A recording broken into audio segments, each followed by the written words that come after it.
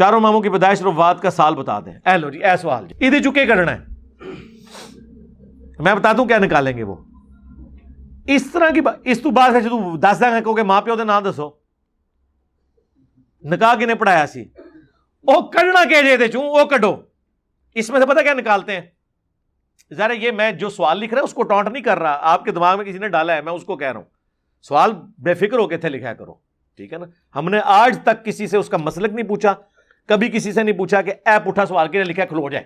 ہاں یہ ہو سکتا ہے اردو سمجھنا ہے تو میں کہوں یار یہ مجھے نہیں سمجھ آ رہی, آپ بتائیں کیا لکھا ہے. یہ صرف اس لیے پوچھتے ہیں کہ جب آپ ان کو بتائیں کہ جی امام مالک 179 میں فوت ہوئے ہجری میں, امام حنیفہ 150 ہجری میں فوت ہوئے, امام شافعی 204 ہجری میں 204 میں فوت ہوئے, احمد بن حنبل 241 میں فوت ہوئے, تو وہ پھر آپ سے پوچھیں گے پھر امام بخاری کب فوت ہوئے, وہ ہم کہتے ہیں جی 256 میں. پیدا کب ہوئے 194 میں. پھر وہ کہیں گے دیکھیں جی امام ابو حنیفہ تو 150 ہجری میں فوت ہوئے, امام حنیفہ کے مرنے کے 44 سال کے بعد امام بخاری پیدا ہوئے ہیں, اب ہم امام بخاری کی بات مانیں یا امام حنیفہ کی؟ اے بچو کٹ دے جائے, رکو ذرا صبر کرو. آپ نہ امام بخاری کی بات مانیں نہ امام حنیفہ کی بات, اس کی مانیں جس کی قبر مدینے میں صلی اللہ علیہ وآلہ وسلم. اگر امام حنیفہ کوئی کتاب لکھ کے امت کے حوالے کر گئے ہوتے نا حدیث کی تو جھگڑا ختم ہو جاتا. امام مالک کی کتاب الموطا امام مالک پوری دنیا میں موجود, امام شافعی کی کتاب مسند شافعی پوری دنیا میں موجود, ہمارے پاس رکھی ہوئی ہے ساری. امام احمد بن حنبل کی کتاب مسند امام احمد ہمارے پاس موجود, پوری دنیا میں موجود. امام حنیفہ کی کون سی حدیث کی کتاب ہے جو انہوں نے امت کے حوالے کی ہے؟ ہر چیز آپ نے ان کی طرف منسوخ خود سے کی ہوئی ہے. پھکی والا جواب بھی ہے کہ امام ابو حنیفہ رحمۃ اللہ علیہ سے بھی پہلے ایک امام ہے, امام جعفر الصادق, ہاں فقہ جعفری والے. ان سے پہلے امام محمد باقر جو ان کے والد تھے. جس طرح ہمارے اسٹوڈنٹ کو پوچھتا ہے تسی کہڑے امام نو مننے ہیں, ساڈے اسٹوڈنٹ کہتے ہیں امام حسین نو. ہاں آؤ نا ہوں, نہیں وہ چار جڑے امام نے, چار امام دی کہ تو شیعی کوئی نہیں امام حسین دے مقابلے. ہاں امام حسین نو مننے, چلو امام نو ہی مننا, امام حسین نو مننا, چلو ترو گے. اور امام حنیفہ سے پہلے جو لوگ تھے پہلے 80 سال کے مسلمان, وہ کس امام کو مانتے تھے؟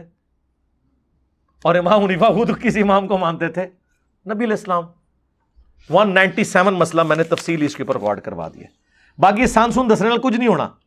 وہ اگلے دن جی بخاری کا نام بتائیں جی کیا ہے جی, انہوں نے کہا جی صحیح البخاری, نہیں ہے الجامع الصحیح ہے. چلو جی اے بھی ہو گیا.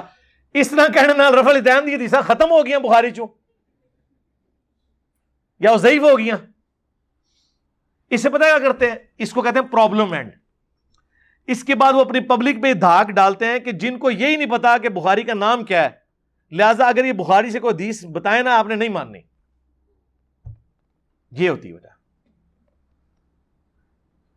اس طریقے سے اگر کھلواڑ کرنا شروع کیا نا آپ لوگوں نے, یقین کریں میری یادداشت بھی آپ لوگوں سے زیادہ ہے اللہ کے فضل سے, میں نے کتابیں بھی آپ لوگوں سے زیادہ پڑھی ہوئی ہیں. آپ کے بڑے بڑے مفتی بھی بیٹھے نا, میں نے شروع ہو جانا ہے. میں پہلا سوال کرنا ہے 10 المعجم الکبیر طبرانی کی روایتاں نے 10. مفتی منیب نے بھی نہیں کدے گیڑیاں ہونیاں, نہ مفتی تقی عثمانی نے. مجموع الزوائد کیڑے امام نے لکھی اور کیڑے سان فوت ہویا تو کنیاں حدیثاں نے وہ دیش, اور وہ اس کو جب جواب نہ آئے تو میں یہ کہوں گا تجھے پتہ ہی کچھ نہیں ہے. اس طرح کے سوال تو کئی بنائے جا سکتے ہیں. ہمارے ایک اکیڈمی کے بھائی حسن بھائی, وہ اہل حدیث کی مسجد میں ہاتھ چھوڑ کے نماز پڑھ رہے ہیں, 2-4 دن ہضم ہوتا ہے. دیکھیں ناف کے نیچے ہاتھ باندھنے والے ان کو ہضم ہو رہے ہیں, اور جو رفع الیدین کے ساتھ ہاتھ چھوڑ کے نماز پڑھ رہا ہے اس سے نفرت کر رہے ہیں, حالانکہ وہ موحد بھی ہے. یہ ہے بغض. دوسرا پکا مقلد ہے, عقیدوں میں شرک بھی ہے, اس کے ساتھ محبت کریں گے, یہ بغض کی علامت ہے. تو ایک مولوی آیا اہل حدیث سے کے مدرسے سے پڑھ کے, اس نے کہا جی اس نے کہا جی مصنف ابن شیبہ کے اندر حدیث موجود ہے. اب وہ اس بیچارے کو نام نہیں تھا آتا, المصنف لی ابن ابی شیبہ ہے. اس طرح بولنے نال یا اگر کوئی غلط انہوں بول دے تو وہ حدیث ختم ہو جاتی ہے. اس نے کہا اس میں عبداللہ ابن زبیر ہاتھ چھوڑ کے نماز پڑھتے تھے, اور عبداللہ ابن زبیر نے نماز حضرت ابوبکر سے سیکھی تھی اپنے نانا سے, اور انہوں نے نبی علیہ السلام سے. کہتے نہیں آپ کو تو نام ہی نہیں صحیح طریقے سے آتا کتاب کا. بھئی کتاب کا نام اگر صحیح نہ آئے, اگر کوئی قرآن کو صحیح طریقے سے نہ پروناؤنس کر سکے تو اس کی ایسے قرآن کی آیت کیسے ختم ہوگی جو وہ پیش کر رہا ہے. میں خیال لیا انہوں کس طریقے تھے. اس جو مسجد کے کمیٹی کا جو صدر تھا نا وہ میرا دوست تھا. اس کو میں نے کہا یہ قاری صاحب جو آئے نا ہم نے ان کی ضیافت کرنی ہے, ذرا لے کے آئے ان کو. اس کو میں نے ساتھ بٹھا لیا, ٹھیک ہے. اور اس واقعے کے گواہ کتنے ہماری اکیڈمی کے لوگ ہیں یہاں موجود ہیں جنہوں نے یہ منظر اپنی آنکھوں سے دیکھا ہے. میں نے کہا یار تم سے ایک بندہ بات کر رہا ہے, تم اس کے ساتھ سولوشن اینڈ کی بجائے پرابلم اینڈ پہ کھڑے ہو. اس کو تو چھوڑ دو, تم عالم دین ہو نا. میں نے کہا مجھے بتاؤ المصنف ابن ابی شیبہ, اس کا جو مصنف ہے اس کا اپنا نام کیا ہے؟ کہتے ہیں مجھے نہیں پتا. تو میں نے کہا تو نے ڈگری کہاں سے لی ہے؟ ان کا نام تھا ابو بکر ابن ابی شیبہ. تو جس طرح ہم ابن ابی طالب کہتے ہیں نا مولا علی کو, نام تو ان کا علی ہے نا. اچھا میں نے کہا یہ بتاؤ المصنف ابن ابی شیبہ میں حدیثیں کتنی ہیں؟ کہتا ہے مجھے نہیں پتا. میں نے کہا یہ روئے عرض پہ سب سے بڑا احادیث اور اثار کا مجموعہ ہے, آلموسٹ 40,000 احادیث اور اثار ہیں اس میں. اچھا میں نے کہا المصنف حدیث کی کس کتاب کو کہتے ہیں؟ کہتا ہے مجھے نہیں پتا, پڑھا ہے ایسی منو پتا نہیں. اندازہ کریں, المصنف حدیث کی اس کتاب کو کہتے ہیں جس میں کثرت کے ساتھ صحابہ کرام کے اعمال لکھے ہوئے ہوں اور تابعین کے آثار موجود ہوں. جس طرح المستدرک حدیث کی اس کتاب کو کہتے ہیں جس میں چھوٹی ہوئی حدیثیں بیان ہوں, جیسے المستدرک للحاکم علی الصحیحین, بخاری اور مسلم کے راویوں سے جو حدیثیں امام بخاری اور امام مسلم نے نہیں لی اور وہ موجود تھی, وہ امام حاکم نشاپوری نے جمع کی. تو ایسی حدیث کی کتاب کو کہتے ہیں المستدرک. جز حدیث کی اس کتاب کو کہتے ہیں جس میں ایک ٹاپک ڈسکس ہو, جس طرح جز رفع الیدین امام بخاری کی کتاب, جز القراء امام بخاری کی کتاب, جز القراء امام بیہقی کی کتاب. موجم حدیث کی اس کتاب کو کہتے ہیں جس میں استادوں کے حروف تہجی کے اعتبار سے ایک محدث ترتیب سے حدیثیں جمع کرتا ہے. طبرانی کی 3 موجم ہے نا, الموجم الکبیر, صغیر, اوسط. مسند حدیث کی اس کتاب کو کہتے ہیں جس میں صحابہ کے ناموں کے اگینسٹ چیپٹر بنا کے حدیثیں جمع کی جائیں. احکامات کے چیپٹرز نہ ہو کہ یہ نماز کی حدیثیں ہیں, یہ روزے کی ہیں, نہیں, صرف صحابہ کے نام. حضرت ابوبکر کی مسند, حضرت ابوبکر صدیق رضی اللہ تعالیٰ کی ساری حدیثیں چاہے انہوں نے کسی ٹاپک پہ بھی بیان کی تھی نا, وہ جمع ہو گئی.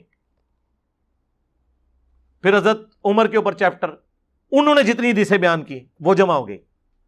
حضرت عثمان, حضرت علی, اس حدیث کی کتاب کو کہتے ہیں مسند. اچھا میں کہ 10 امام ابن ابی شیبہ جو تھے ان کے لائق ترین شاگردوں میں سے کسی ایک کا نام بتاؤ. امام بخاری امام مسلم کے استاد ہیں, بھی نہیں سی انہوں پتا. میں نے کہا تمہارا علمی لیول یہ ہے اور تم سٹوڈنٹس کو اس طریقے سے تنگ کرتے ہو یار. خیر اس نے معذرت کر لی کہ جی مجھ سے غلطی ہوئی ہے. یہ صرف اپنا علمی روب جھاڑنے کے لیے اس طرح کی باتیں کرتا ہے. یہ جو آپ کو بھی کہتے ہیں نا, آج ہی ہمارے مفتی صاحب کے ساتھ مناظرہ کر لیں, ہمارے مولانا صاحب کے میں آپ کو وہاں جمعہ پڑھیں گے نا, آپ کی میں بات کراؤں گا, اور بات اے کر دے. پہلے تھے وہ ایک مسئلہ ہوتا تھا نا, اگر بیچارے کسی نے داڑھی نہیں رکھی نا تو اس کو کہتا تھا تو داڑھی نہیں رکھی. بھائی داڑھی کسی نے رکھی ہوئی ہے نہیں رکھی, اس کا دین کے مسئلے کے ساتھ کیا تعلق ہے؟ آج کل ایک نیا اعتراض مارکیٹ میں آیا ہے. ہمارے ایک لائیو سٹوری میں ایک بھائی نے کہا ہے میں نے وہ 3 طلاق کا مسئلہ ڈسکس ہوا, کہنا تیرا تو ہلے بیاہ ہی نہیں ہویا, تو یہ مسئلہ کیوں پوچھ رہے ہیں. وہ اختلاف ڈسکس کرنے گیا کہ 3 طلاقیں اکٹھی ہوتی ہیں نہیں ہوتی ہیں, ایک نوی شے میں کہ یار دیکھو کتے کتے انہوں نے کوئی خیال کرنا.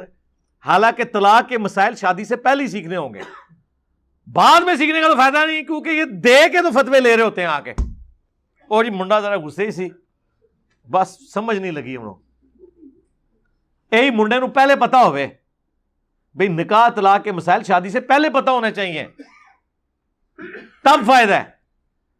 ایسے ایسے اعتراضات کہ بندہ حیران رہ جاتا ہے کہ یار یہ شیطان بھی کہتا ہوگا کہ ٹھیک ہے میں بھی چھٹیاں تے ٹور جانا وا, ہاں انہوں نے ایسی کوئی سیٹ میری سنبھال لی ہے نا, چھوڑ دو. اگر کوئی غیر مسلم اسلام قبول کرے تو کون سے فرقے کا ترجمہ پڑھے, جس کا مرضی پڑھ لے میرے بھائی, کمپیئر کر لے. یہ نہیں ہو سکتا کہ ہم آپ کو اسپیسیفائی کر لیں ورنہ کہیں گے دوسرا. ایک ہی ہے ترجمہ, الفاظ کے چناؤ کا فرق ہے. قرآن کے 8 تراجم, اس کے اوپر میری ویڈیو ریکارڈڈ ہے, وہ آپ دیکھ لیں. الفاظ کے چناؤ کا فرق ہو سکتا ہے. میں قرآن کا ایک صفحہ اگر 10 صحابہ کو دوں نا جنہیں اردو آتی ہو, وہ بھی 100% ایک جیسا ترجمہ نہیں کر سکتے. مفہوم ایک ہی ہوگا. اللہ کے نام سے شروع اللہ کے نام سے شروع کرتا ہوں, اللہ کے نام سے, اللہ کے نام سے شروع کرتا ہوں. 4 میں نے جملے بول دیے بسم اللہ میں.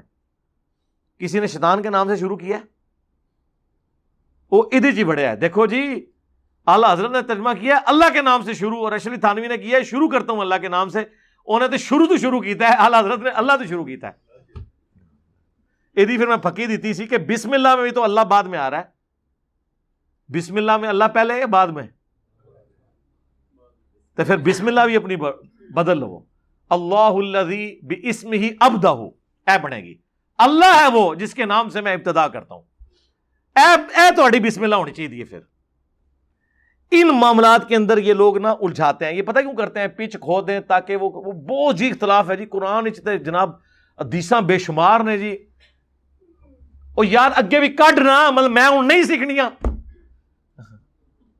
سیکھنے کے لیے آیا نا. قرآن ڈائریکٹ نہ پڑھو, اچھا جی ڈائریکٹ نہیں پڑھتے آپ پڑھا دیں, وہ بھی کوئی نہیں. آپ پڑھائیں گے بھی, آپ کو کہیں گے ترجمے میں یہ لکھا آپ یہ کیا کہہ رہے ہیں, وہ کہیں گے نہیں آپ ڈائریکٹ سمجھ نہیں سکتے بھئی تو انڈائریکٹ سمجھا دو.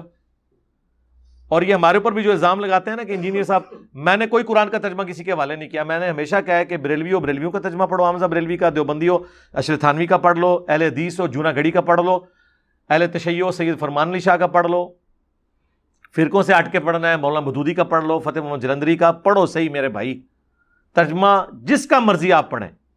میں نے اپنا کوئی ترجمہ آپ کے حوالے نہیں کیا, اور اس پہ جو میں نے ان کو پھکی دی ہوئی ہے نا وہ بہت بڑی ہے.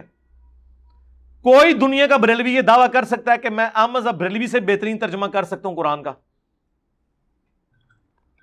تو جب ہم احمد بریلوی کا قرآن کا ترجمہ پڑھتے ہیں نا تو ہم نے کسی گلی محلے کے مولوی سے پڑھنا ہی نہیں, کیوں تو ہم تو ڈائریکٹ اعلیٰ حضرت سے پڑھ رہے ہیں, کیونکہ اعلیٰ حضرت نے قرآن میری زبان میں کر دیا. جس طرح صحابہ کرام پڑھے لکھے نہیں تھے لیکن ان کی زبان میں قرآن تھا, انہیں سمجھ آ رہا تھا. ہم بے شک عربی نہ جانتے ہوں, ہم سے مراد جو نہیں جانتے, اگر ان کی زبان میں دنیا کا سب سے بڑا بریلوی عالم ترجمہ کر دے تو گویا وہ ویسے ہی ہے جیسے عمار ابن یاسر کے سامنے عربی قرآن پڑھا جا رہا ہے چاہے انہیں لکھنا پڑھنا نہیں آتا ہے نا کہ نہیں. اور دیوبندیوں کے ہم تو آپ کے علماء, ہم تو اشرف تھانوی صاحب سے ترجمہ ڈائریکٹ پڑھیں گے. احمد بریلوی صاحب نے ترجمہ کیا ہے ایاک نعبد و ایاک نستعین کا, پتہ کیا اتنا پیارا ترجمہ, اے اللہ ہم تیری ہی عبادت کریں تجھی سے مدد چاہیں. ہائے ہائے ہائے, قیامت ہے اس کے اندر. باقیوں نے پتا کیا ترجمہ کیا ہے, تیری ہی عبادت کرتے ہیں تجھی سے مدد مانگتے ہیں. یہ ترجمہ پرفیکٹ نہیں ہے کیونکہ یہ مضارع کا صیغہ ہے. پرفیکٹ ترجمہ یہ ہوگا اے اللہ ہم تیری ہی عبادت کرتے ہیں اور کریں گے, کیونکہ عربی زبان میں پریزنٹ ٹینس اور فیوچر ٹینس کے لیے ایک ہی صیغہ استعمال ہوتا ہے, اسے مضارع کا صیغہ کہتے ہیں, اور یہ مضارع کا صیغہ ہے. تیری ہی عبادت کرتے ہیں تیری ہی عبادت کریں گے. اب اس دونوں جملوں کو ایک جملے میں اعلیٰ حضرت نے کیا ترجمہ کیا, اے اللہ تیری ہی عبادت کریں, یعنی آج کریں تو تیری کریں, کل کریں تو تیری کریں, اور تیسری چیز کیا ایڈ کر دی؟ دعا بنا دیا اسے. اور سورہ فاتحہ ہے ہی دعا ہے، ایاک نعبد و ایاک نستعین.